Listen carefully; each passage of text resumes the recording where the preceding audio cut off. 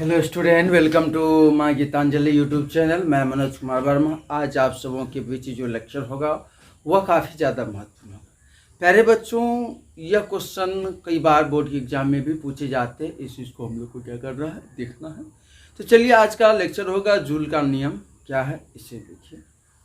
Joule का नियम क्या है, इसे लिखिए, यह क्वेश्चन होगा।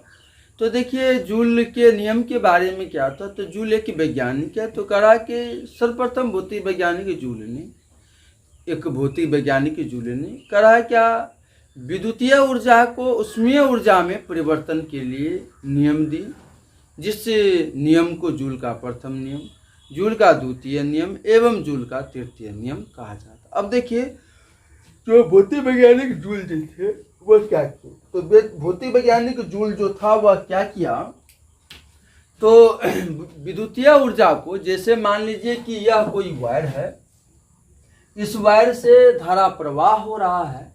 इस वायर से जब धारा प्रवाह हो रहा है, देखते होंगे कि जब किसी चालक तार से जब धारा प्रवाह होती है तो चालक तार गर्म हो जाती है, मतलब उष्मा उसमें उत्पन्न होता।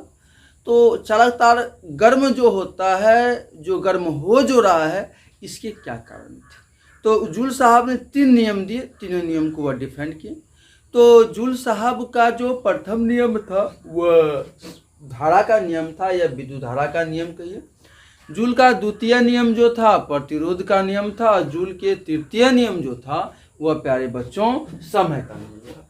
तो हम इससे बैक लेक्चर में पढ़ चुके हैं कि प्यारे बच्चों, H बराबर आई स्क्वायर आर टी, क्या पढ़ चुके हैं, H बराबर आई स्क्वायर आर टी पढ़ चुके हैं। अब देखिए प्यारे बच्चों, H होता है हीट, I होता है इलेक्ट्रिक करंट, R होता है इलेक्ट्रिक रेसिस्टेंस, T होता है टाइम। इसको कहते हैं जूल का प्रथम नियम, धारा का नियम, जूल का द्वितीय नियम, जूल का क्या होता है, वह तृतीय नियम होता है। इस चीज को क्या करना है प्यारे बच्चों, हम लोग को देखना है। तो आज चलते हैं, हम लोग पहले क्वेश्चन को नोट कर लेते हैं। जूल का नियम क्या है, इसे लिखें। तो जूल का नियम क्या है, इसे लिखिए। चलिए प्यारे बच्चों, यह जानेंगे जूल का नियम क्या है, इसे लिखिए। तो जूल के नियम के बारे में क्या कहा जाता है, इस चीज को देखना है। तो इसमें कहा क्या, सर्वप्रथम भौतिक वैज्ञानिक या भौतिक वैज्ञानिक जूल ने कहा कि सर्वप्रथम भौतिक वैज्ञानिक जूल ने अपनी प्रायोगिक, जब वो अपनी अध्ययन क्या किया, प्रायोगिक अध्ययन के पश्चात, सर्वप्रथम भौतिक वैज्ञानिक जूल ने अपनी प्रायोगिक अध्ययन के पश्चात कहा क्या, जैसे मान लीजिए कोई वैज्ञानिक जो था वह नियम को जो वेरीफाई किया था, यह प्रयोगशाला में किया था। तो कह सर्वप्रथम भौतिक वैज्ञानिक ने जूल ने अपनी प्रायोगिक अध्ययन के पश्चात विद्युतीय ऊर्जा को उष्मीय ऊर्जा में परिवर्तन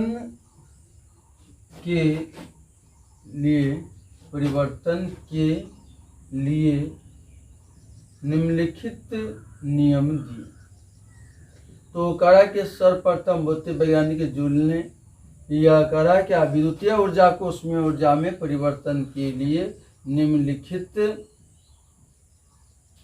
नियम दिए। तो इसमें जो है वह निम्नलिखित नियम दिया, जिसे क्रमशः जूल का प्रथम नियम, जूल का द्वितीय नियम, जूल का द्वितीय नियम एवं जूल का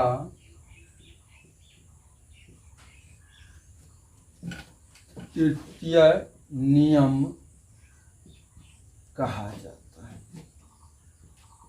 कहा जाता है। तो कह रहा क्या, सर्वप्रथम भौतिक वैज्ञानिक जूल ने अपने प्रायोगिक अध्ययन के पश्चात, जब प्रायोगिक अध्ययन के पश्चात विद्युतीय ऊर्जा को जो ऊष्मीय ऊर्जा में परिवर्तन के लिए 3 नियम दिए, मतलब यह करा कि निम्नलिखित नियम दिए, या हम लोग कह सकते हैं कि ऊष्मीय ऊर्जा को परिवर्तन या विद्युतीय ऊर्जा को ऊष्मीय ऊर्जा में परिवर्तन के लिए यह निम्नलिखित नियम दिए, जिसे जूल का प्रथम नियम, जूल का द्वितीय नियम और जूल का तृतीय नियम कहा जाता है। अब चलते हैं प्यारे बच्चों, यह जूल का प्रथम नियम क्या है। तो जूल का प्रथम नियम, तो जूल के प्रथम नियम को हम लोग कहते हैं विद्युत धारा का नियम। तो प्यारे बच्चों, यह जूल के प्रथम नियम को विद्युत धारा का नियम कहा जाता है, जिसमें हम प्यारे बच्चों हीट में पढ़े H बराबर I² RT। देखिए प्यारे बच्चों, किसका नियम ला रहे हैं, धारा का नियम ला रहे हैं। धारा को वेरिएबल रखेंगे, मतलब धारा के मान को बदलेंगे, बाद बाकी रेस्ट जो रेसिस्टेंस और प्रतिरोध का मान नियत रखेंगे। तो हम लोग कह सकते हैं नियत समय में नियत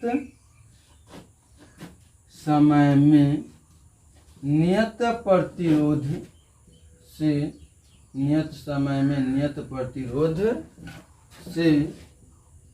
भिन्न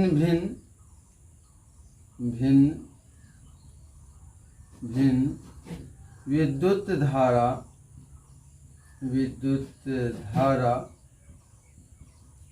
प्रवाहित कीजिए। कि नियत समय में नियत प्रतिरोध से भिन्न भिन्न विद्युत धारा प्रवाहित की जाए, तब उत्पन्न ऊष्मा की परिमाण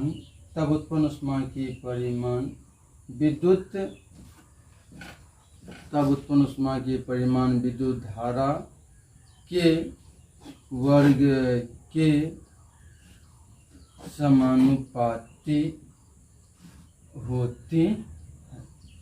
देखिए प्यारे बच्चों, क्या करा, नियत समय में, मतलब नियत समय में नियत धारा भिन्न भिन्न प्रतिरोध या नियत समय में नियत प्रतिरोध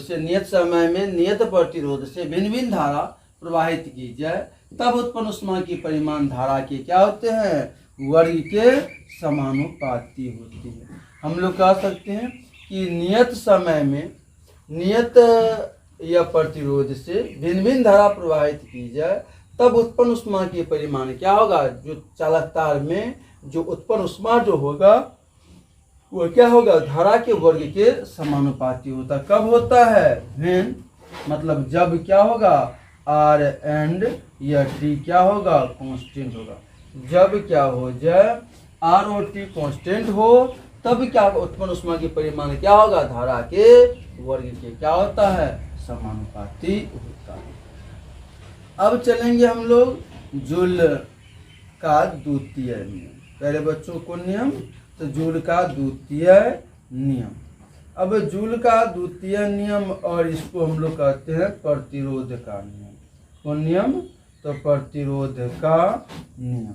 तो प्यारे बच्चों, जूल का प्रथम नियम या इसको क्या कहते हैं, प्रतिरोध का नियम। तो चलिए प्यारे बच्चों, हम पढ़ चुके हैं H बराबर क्या, I² RT। देखिए प्रतिरोध का नियम दे रहे हैं ना, धारा और समय को क्या करना पड़ेगा, नियत रखना पड़ेगा। तो हम लोग कह सकते हैं नियत समय में नियत धारा भिन्न प्रतिरोध से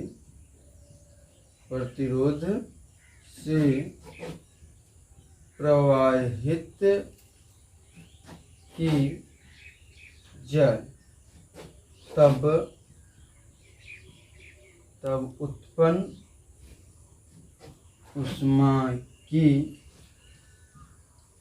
परिमाण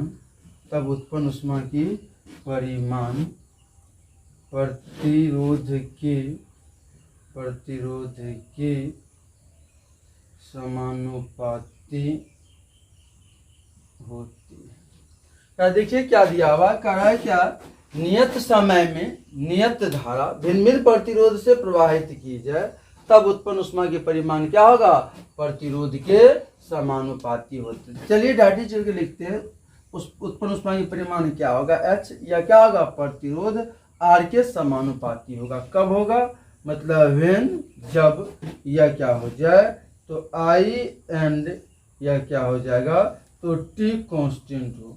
जब I एंड T क्या हो, कांस्टेंट हो, तब उत्पन्न ऊष्मा की परिमाण जो है यह क्या होगा, प्रतिरोध के समानुपाती होता है। यह प्यारे बच्चों क्या था, तो जूल का या जो था द्वितीय नियम था। अब जो होगा वह देखेंगे हम लोग जूल का तृतीय नियम। तो जूल का तृतीय नियम में को हम लोग समय का भी नियम कहते हैं। क्या कहते हैं, जूल के तृतीय नियम को समय का नियम कहा जाता है। तो यहाँ पे हम लोग कह सकते हैं जूल के तृतीय नियम। तो जूल के तृतीय नियम, और या हम जैसे क्या कह सकते हैं, समय का नियम। याद रखिएगा जूल के तृतीय नियम को क्या कहते हैं, समय का नियम। तो देखिए प्यारे बच्चों, हम लोग पढ़ चुके हैं H बराबर I स्क्वायर RT। तो T यहाँ पे समय है, तो किसको किसको नियत रखना पड़ेगा, तो धारा और प्रतिरोध को नियत रखना पड़ेगा। तो हम लोग कह सकते हैं नियत धारा नियत प्रतिरोध से भिन्न नियत धारा नियत प्रतिरोध से भिन्न समय के लिए प्रवाहित की जाए तब उत्पन्न ऊष्मा की परिमाण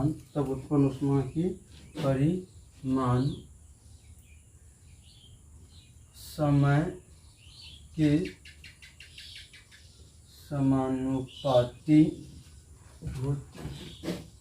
तो देखिए इसमें क्या कर रहा है, क्या, नियत धारा नियत प्रतिरोध से भिन्न भिन्न समय के लिए, मतलब अलग अलग समय के लिए प्रवाहित की जाए तब उत्पन्न ऊष्मा की परिमाण क्या होगा, तो तब उत्पन्न ऊष्मा की परिमाण समय के क्या होती है, समानुपाती होती है। डायरेक्ट कर सकते H समानुपाती क्या होगा, T, मतलब कब होगा, व्हेन, जब I एंड क्या हो जाएगा, R कांस्टेंट हो, मतलब जब धारा और प्रतिरोध क्या हो, नियत हो, तब उत्पन्न ऊष्मा के परिमाण क्या होगा, समय के समानुपाती होती है। जो प्यारे बच्चों काफी ज्यादा यह महत्वपूर्ण है। यदि पूछ दे जूल का नियम क्या है, इसे लिखे 6 मार्क में, तो आपको इतना लिख दीजिएगा, आपको क्या हो जाएगा, मार्क मिल जाएगा। मेरे प्यारे बच्चों अगले लेक्चर जो होगा वह होगा इलेक्ट्रिक पावर, विद्युत शक्ति के बारे में जानेंगे।